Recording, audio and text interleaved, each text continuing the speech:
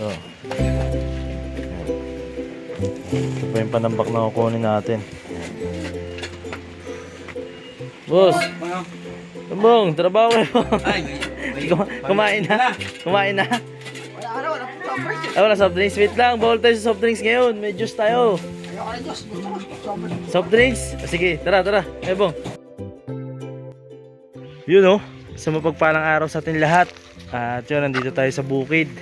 Dito na tayo mag-i-intro kasi ngayon, check ko muna kung nandito si Tito.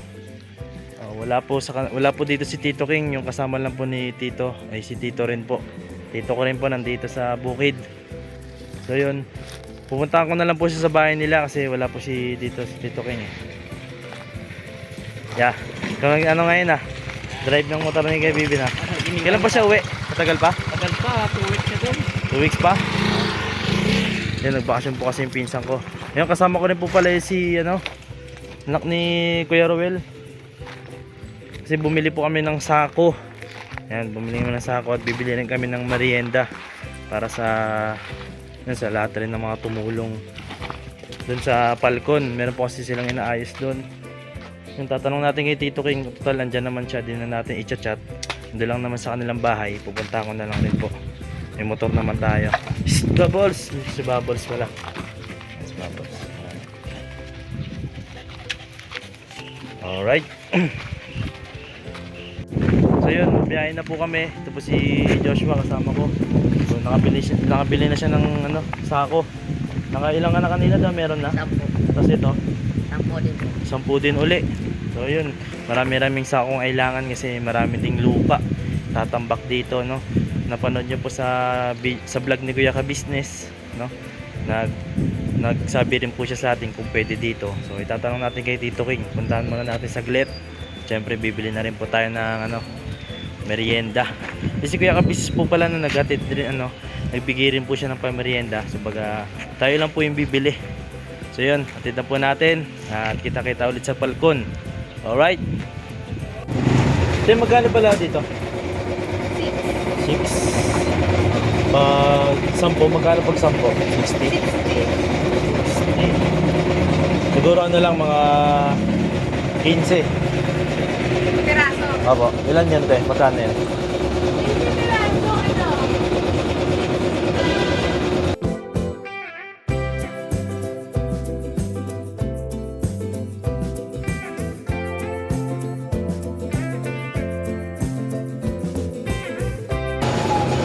Sakto. Tapos magkano yung Nestle Apple te? Pwede na yan? Ayun ang Nestle Apple. 24.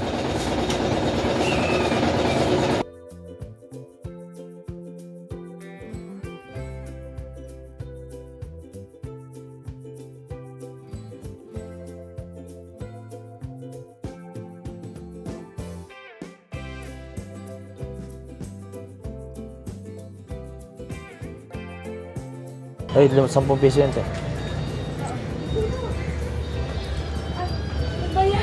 Naka yung di ba? Yan.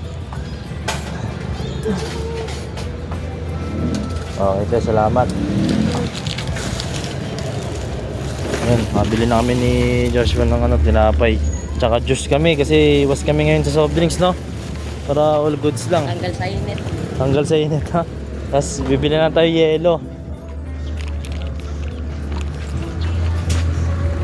Yan na, meron tayong yelo tsaka ice cube. Asan na? Yung kasama ko, ba't wala pa? Nakabili na ako ng juice tsaka yelo. Andyan na. Na, sino yun? Makulit din yun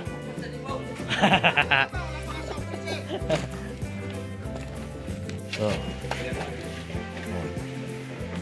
Ito pa yung panambak na kukunin natin. Boss! Tumbong, trabaho mo. Kumain na? Kumain na? Wala soft drinks. Wala soft drinks. Wait lang, bawal tayo sa soft drinks ngayon. May juice tayo. Ayoko na Diyos, gusto ko soft drinks. Soft drinks? Sige, tara. Ebong. Hihina ako eh. Ha? Hihina pag walang... Lakas? Walang kulay puti. Puti? Soft drinks. Soft drinks ba yan o yung puti na yan? Kulay puti. soft drinks. Ano yun? Ah, Sprite. Ibang group din yung hinahanap niya, maanghang eh. Ay, maanghang. Tara kayo, Bong. May ano, no? Tara, tara.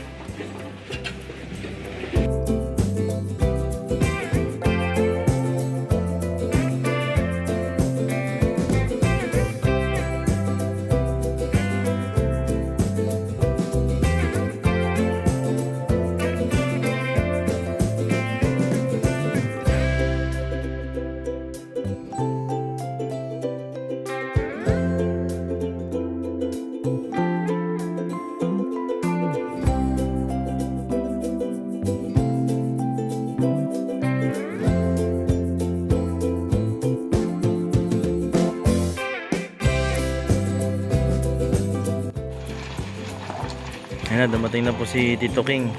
No, siya po yung may-ari na itong bukid. At ito yung may mga panambak pa ditong buko, balat ng buko. So tulungan na lang si Tito na ilipat to kasi dito natin itatambak yung mga panambak na galing sa palkon. So yun, madami natin natambak si Tito King. Ayun, dami pong mga to, buko nyog.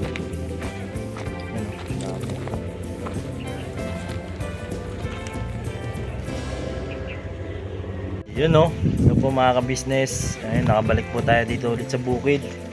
Yung si Tito dumating, nakita nyo po. At ito, papakita ko po yung may mga panambak pa pala dito na hindi napasok. So sa atin po pala, yung manggagaling sa palkon ay ipapadiretso po ni Tito King doon na po sa loob. Para isahan na lang po, hindi na mag-aakot kasi marami na dito yung panambak dito sa gilid. So diretso po, mamaya tulong na rin po ako sa pag-aakot. Meron po kasi doon medyo malalim, tapos doon po namin ibubuhos lahat. O mas okay daw, sabi ni Tito, iwan na lang yung sako kasi lilipat pa daw po yan.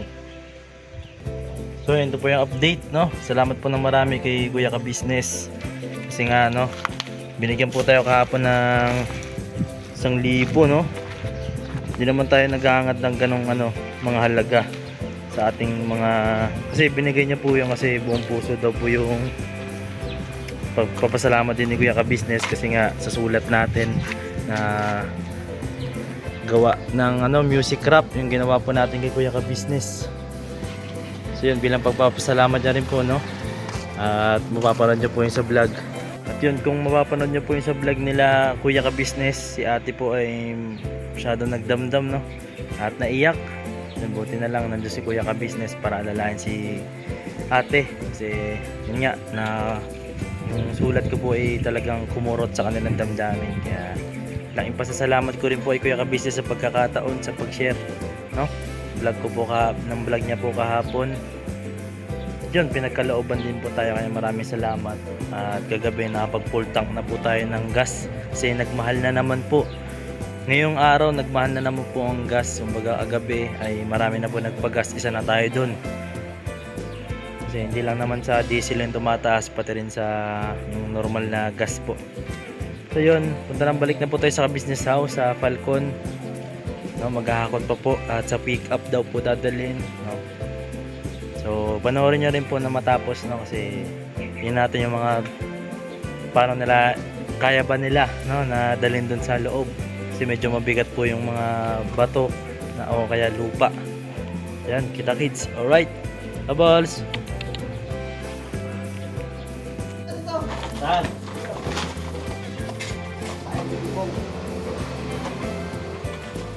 Ingat ko kasi. Maliit eh. Maliit. Ito kalaki to.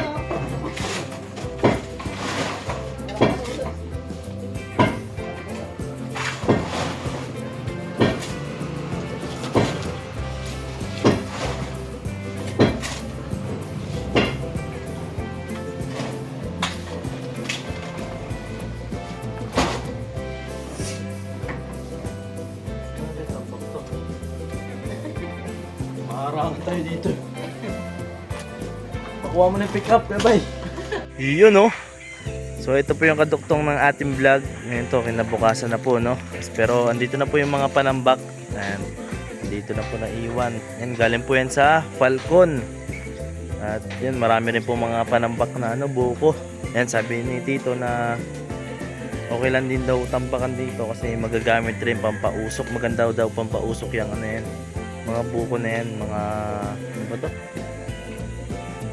Yung pag natuyo yung mga yan, maganda daw po yan pampausok, pampalis din ng mga lamok. Dito po yung panambak sa dito na po sa bukid. At syempre bilang pagpapatuloy po ng ating vlog, yan, marami po akong gustong i-share sa inyo. Syempre samantalay na rin itong pagkakataon na ito. At syempre para mapahaba na rin itong vlog. Kasi lagi na may clean vlog natin, no? Pagpasensyaan nyo na po ako. At yun, sana pagbigyan nyo na rin po ako mga ka-business, mga kapapi. Kasi yun nga, kakatapos lang din ng vlog sa atin ni Kuya, yung na-upload po, no, sa mga nakapanood. Maraming salamat po sa mga nag-comment. Yan, nakita ko po yung mga comment ninyo sa vlog ni Kuya, yung naging emotional si Ate Ka-Business at si Kuya Ka-Business sa aking, yun nga, yung mensahe ko sa kanila na aking isinulat gamit ang parap na kanta, no, rap music. Kaya yun, siguro kumurot rin sa kanilang puso. At syempre sa mga nakapanood na nun sa vlog ko, ay maraming salamat din po kasi marami rin po nag-comment dun sa vlog natin. Hanap lang po tayo ng malilim na pwesto. Hanap tayo ng malilim na pwesto dito.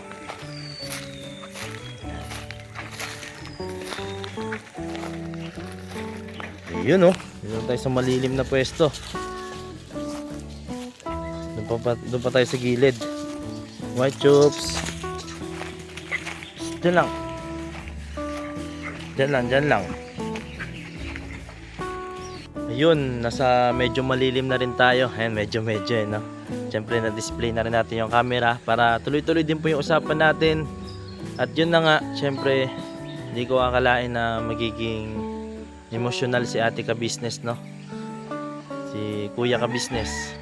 Lalo na rin si ate kasi umiyak po siya sa mensahe natin. Kaya naman para sa akin ay grabe, ramdam na ramdam ko po, no? Kasi sabi ko nga po sa kanta ko na yon sa uli kong vlog sa aking, kung sa mga nakapanood po, no, nais ko lamang mag-iwan ng kurot. At yun, naramdaman ko nung marinig nila Ate Ka-Business, nila Kuya, na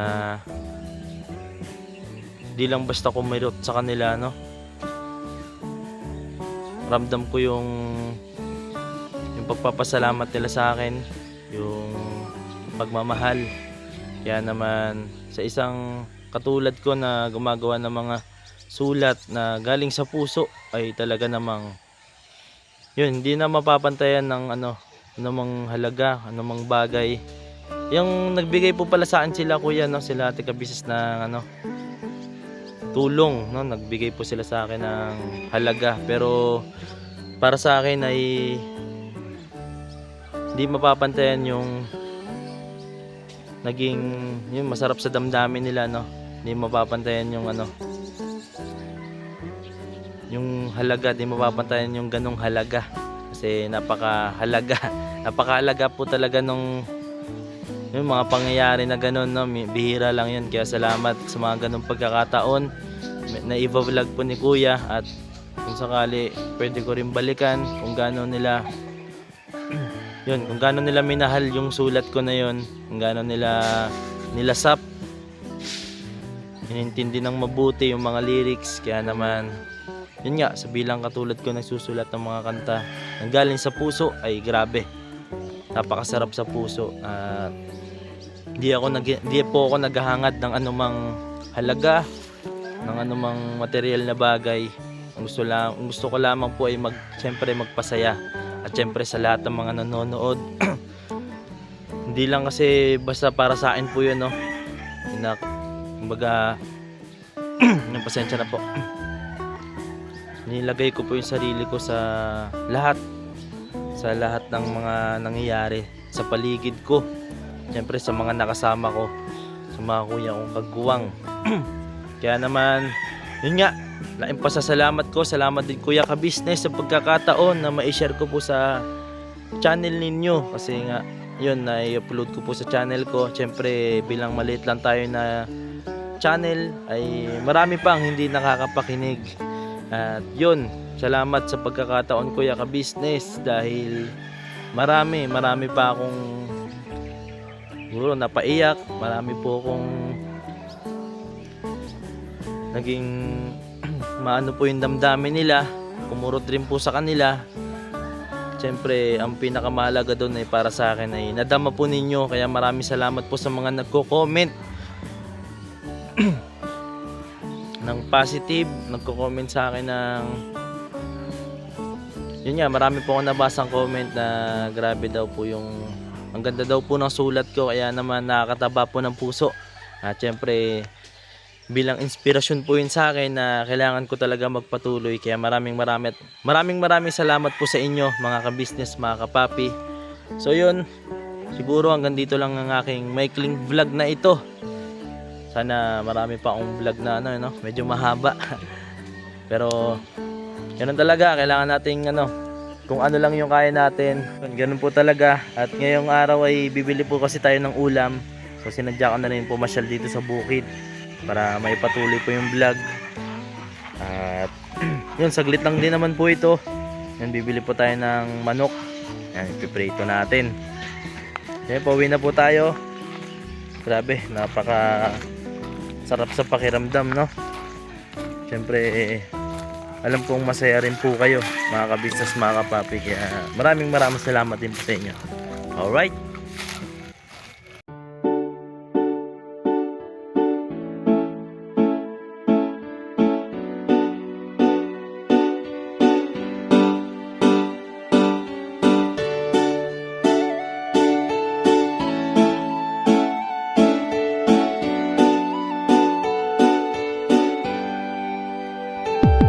Papa Dins, ikaw ang aming dapat na tularan. Papa Dins, ikaw ang matatag na minsan di ka talagang maaasahan. Maging ang payo mo, patunay lang Papa Dins, ikaw ang idol ko Papa Dins, dapat ka sa iyong mga nagtulungan. Papa Dins, ikaw ang aming dapat na tularan, talagang maaasahan. Maging ang payo mo, patunay lang Papa Dins, ikaw ang idol ko. Gusto ko lang pasalamatan, mga kagaya mo, ikaw ang dapat na tularan at iniidolo ng karamihan sa tunay na buhay na ito. Salamat sa iyo Papa Dins, ikaw ang idol ko, ang dami mo nang natulungan at yun ay may katibayan. Aking napapanood, mga nahihirapan sa buhay, ay tunay na iyong sinasagip nang hindi nanghihingi ng anuman ang kapalit. Marami ka ng pinag-aral, binigyan mo ng gabay at ang hangarin lamang sila ay magtagumpay upang ang mga pangarap kanilang mabot kamay. Dito ka nagsimula at ito ang ginawang tulay. Kung anong meron ka ngayon, Pops, deserve mo yan. At ang